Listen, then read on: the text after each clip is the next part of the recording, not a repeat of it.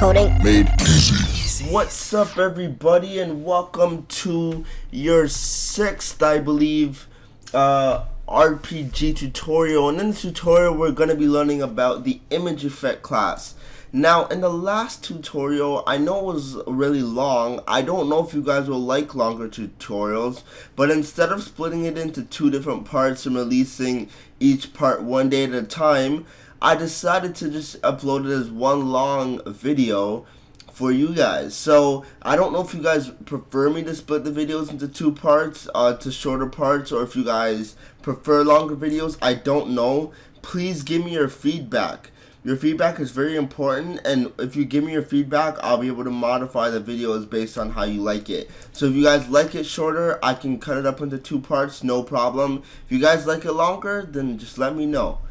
So to start off this tutorial, we are going to making an image effect class, and this class is going to be used to add effects to images. So whether we're doing fade effects, zoom effects, sprite sheet effects, which is like cropping out different things and doing animations, then we can. So if you guys have ever watched my platformer tutorial series, it's just like the animation class and all that stuff, but with different effects. It's kind of a bit different. So what we're gonna do is we're gonna make an image, and we're just going to make our constructor. So we're gonna have three methods. I don't know if you can guess these three methods, but let's see if you can guess it. So first and foremost, they have to be virtual. So we got our load content, and our load content is gonna take a reference to an image instance. And what we're gonna do is we're gonna say this image is equal to image. So second, whenever we have a load content, we most likely have a unload content. So you guys probably guessed that. If you guys guessed that, you're correct. Congratulations, you get a cookie. Third and foremost, you have an update, and you probably guessed that because we included the XNA framework. So voila, we've got three virtual methods, and that's it. So this image effect class is going to be the base class for every other image effect. So now that we're done with that, what we're going to do is we're going to create a dictionary, and it's going to take a string and an image effect, and we're going to call this an effect list. And we're also going to be taking a string, and we're going to call it effects. So what we need to do now is we're gonna make three methods, two public methods and one private. So the private method is gonna be called setEffect. It's going to be a generic method, and we're gonna take a reference to a T object. The other two are gonna be public void. It's gonna be activate effect, and we're going to take a string for an effect. And last but not least, we're going to have a deactivate effect. And I'll just make this lowercase. And this is going to take in a string as well. So now that we've gotten that done, let's get started with the set effect. So if the effect is equal to null, then we want to set a value to it. So we're going to use what is called the activator. We're going to create an instance of the type of T, and voila. So if our set effect is, say, a fade effect, then our effect is going to be equal to a new instance of the fade effect class. Simple enough. So what we're going to do in here is we're going to say else, we're going to say effect as image effect is active. Sorry. Oh no, we don't even have an is active. We'll say effect, we'll say var object equals this, and we'll say effect as image effect dot load content, and we'll pass in the object.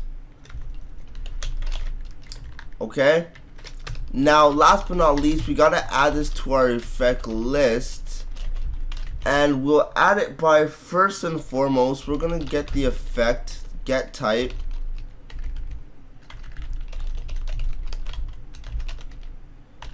to string, and we're gonna remove the namespace from it. So YouTube RPG or whatever your namespace is.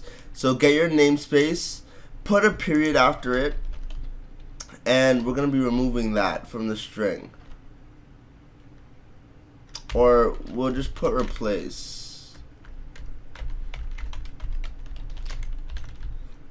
So we're gonna replace it with nothing.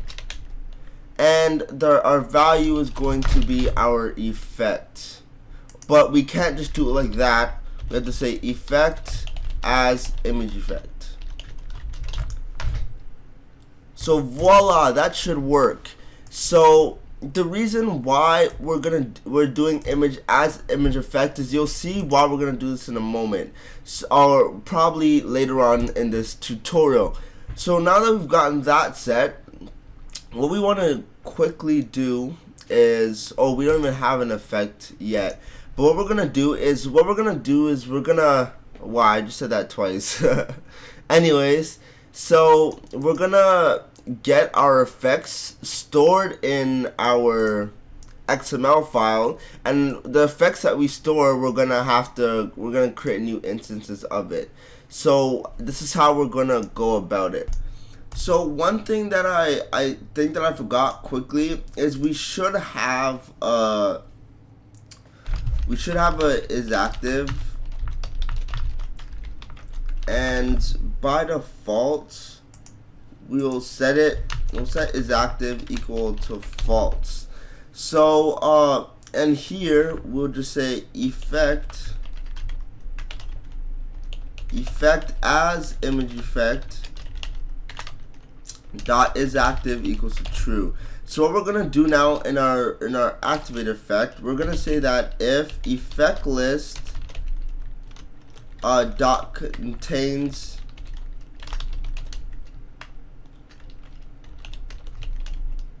the key effect, then what we're gonna do is we're gonna say effect list effect is active equals to true, effect list effect load content, and we're gonna have to reference an object. So we'll say var obj is equal to this, and we'll reference this object. Simple enough. So in our deactivate, what do you think is gonna happen? So we're gonna check to see if it contains the key effect list effect is active is equal to false, and we're gonna make a call to effect list unload content. Simple enough. So we've got our set effect, activate effect, and deactivate effect done. So the rest of the tutorial is really not going to make sense unless we actually make an actual effect happen. So what we're going to do is we're going to create a fade effect.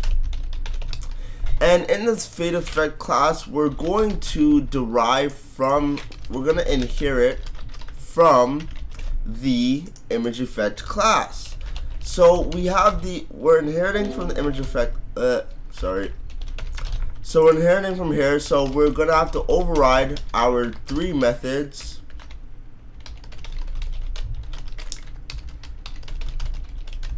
So we've overridden these methods, and we're gonna have a few methods of our own. So we're gonna have public float fade speed, and we're gonna have a public bool increase. So by default, we're gonna set increase equal to false, or actually I'll add this to the constructor just in case we change it in our XML file. So fade effect fade speed is going to be equal to let's say 100. Increase is going to be equal to false. So, or maybe it should be equal to 1.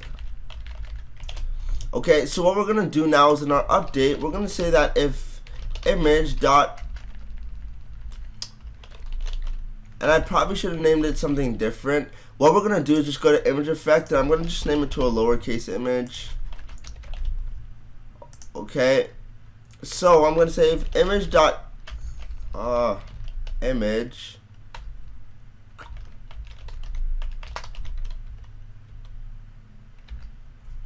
oh sorry, that's why it's not working.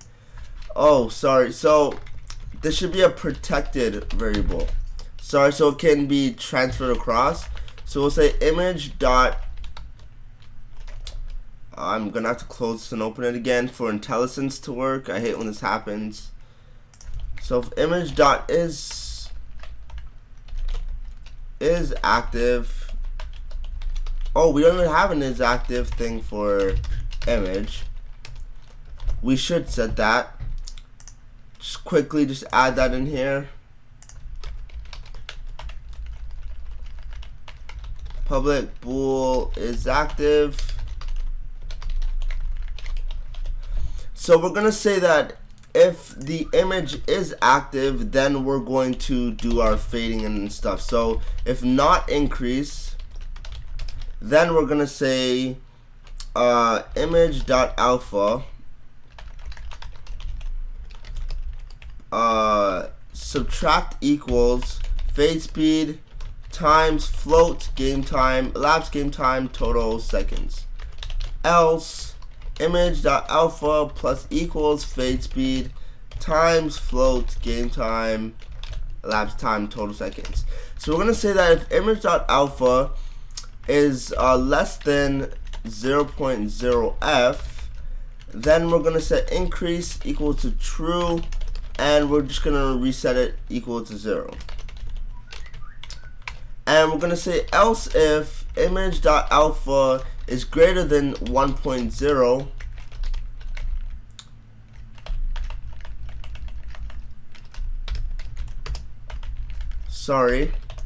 then increase is going to be set to false. Image.alpha is going to be set to 1.0.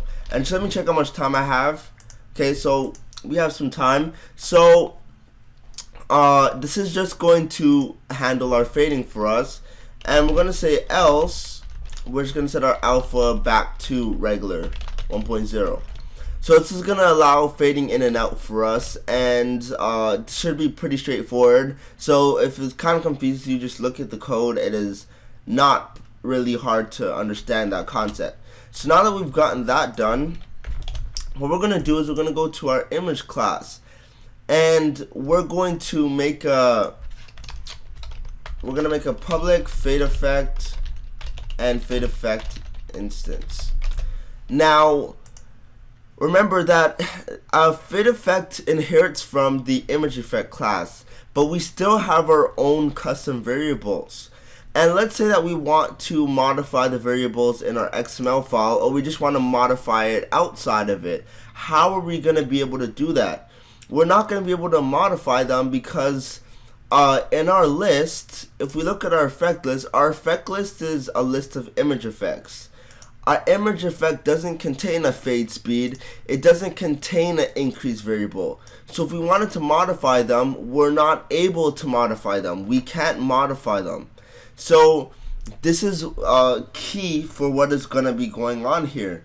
When we if we wanted to modify them by using our effect list, what we'd have to do is we'd have to make a new variable called fade effect. It says our fade effect, make a new variable called fade effect, cast it to our effect list, and we'll take our fade effect from here. Then we'd have to modify it, say like fd dot whatever dot increase equals true, and then we'd have to say fd we'd have to say effect list sorry, my voice is cracked. Effect list fade effect is equal to image effect FD. So we'd have to go through all that in order to modify that one variable. Now what if we could just do this? What if we could just call the instance, what if we could just call this fade effect instance, and then when we modify whatever in here, when we modify that fade effect instance, it will modify it for our effect list as well. That's essentially what we want it to do. We want to modify it. So that's why in our set effect we take a reference to it. So whenever we make a modification to this, it's gonna modify our variable in our effect list as well, and that's exactly what we want. So let's see how this is going to work. So in our load content, first and foremost, we have to make a call to set effect. It is of type fade effect. And we're going to pass in our fade effect variable in there. Simple enough. So we are getting an error right here. Give me 1 second to check this out. Oh, that's why. Sorry, we have to put a reference. So what's going to happen is we haven't set any value for our fade effect. So what it's going to go in here, it's going to say effects equals to null. It's going to make an effect equal to a new fade effect instance. It's going to add that to our dictionary, and voila. So whenever we make a change to this, since it is a reference of it, then whenever we make a change to this fade effect, it's going to change our instance within our effect list. So that's why we've made it public. So now that we've gotten that set, what we're going to do is we're going to loop through our effects, and what we want to do is, first we want to say if effects not equals string empty,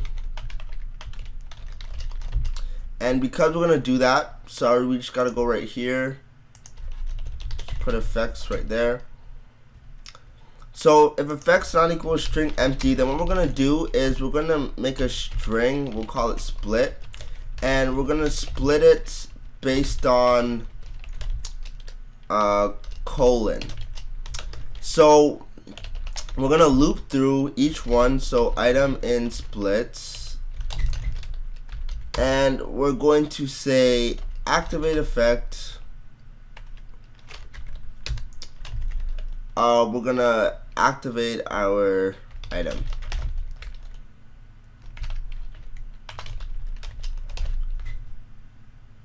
So I'm not sure what's going on here. Effects dot, oh, it should be capital, sorry. So that, and what we're gonna also, wait, actually that's all we have to do for this. So we can get rid of this. Oh gosh. Okay, so we've gotten that set. So what we're gonna do is in our update function, we're gonna make a for each. We're gonna make a var effect and effect list, and we're gonna say effect.value.update. Okay, and yeah, so it's gonna update it for unload content. If we unload the image, then we want to unload the effect, so we'll do a for each var effect and effect list effect.value.unload content. So last but not least, we're gonna actually try and test this out in action. So what we're going to do quickly is we're going to go to our splash screen.xml, and what we're going to do is we're going to, in our image, we're going to add our effects. So we're going to add in a fade effect. So simple enough. So that should activate our fade effect, and we should have fade effect on our images like so. So let's test this out to see if this actually works. I feel like I'm missing a step. I'm not really entirely sure. but let's see. Or should be equals. I honestly feel like I'm missing an effect, but let's see if this works.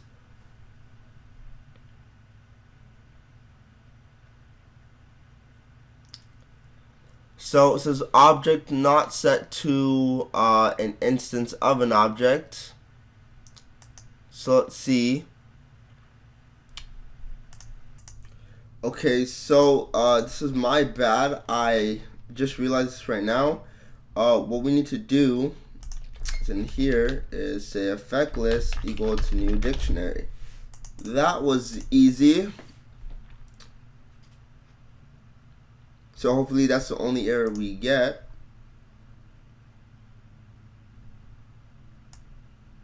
Okay, so it's zoomed in like we had it before, but it is not fading. And the reason, wait, it should be fading. So give me 1 second to see why it's not. Okay, so the problem is that we have two problems. First and foremost, the image is active is not true, and so it's not going to update. And right here, we only want to call the update function value. We're going to say if effect value is active. Right? We only want to activate effect if it's active. If it's not active, we don't want to activate it. And right here, instead of calling unload content, we can just call deactivate effect. Yeah, so that'll make life easier. We can get rid of this, and we'll put in key. Okay, so now that we know what the problem is, all we have to do is just go to the splash screen, add in is active, set it to true, get rid of this, and let's run this. Hopefully it should fade in and out.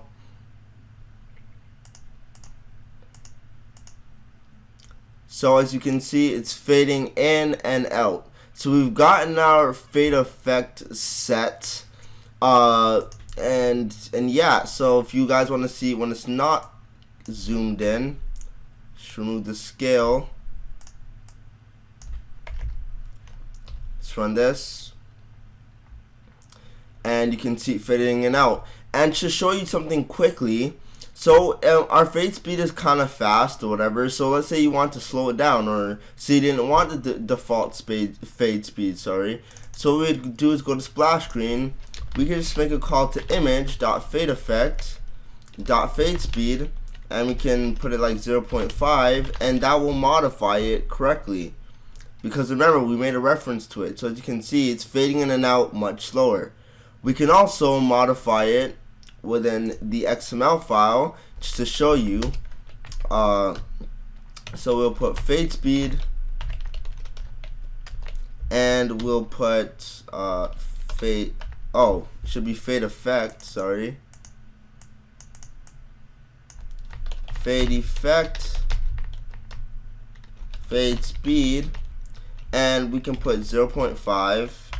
And let me just remove this from the splash screen .cs. So let's remove this, and you can see we should get the same effect. So as you can see, it's zooming in and out much slower. So anyways, that is it for this tutorial. I hope you really enjoyed this. I hope it wasn't too long for you. So thanks for watching. Don't forget to comment and subscribe, and bye for now.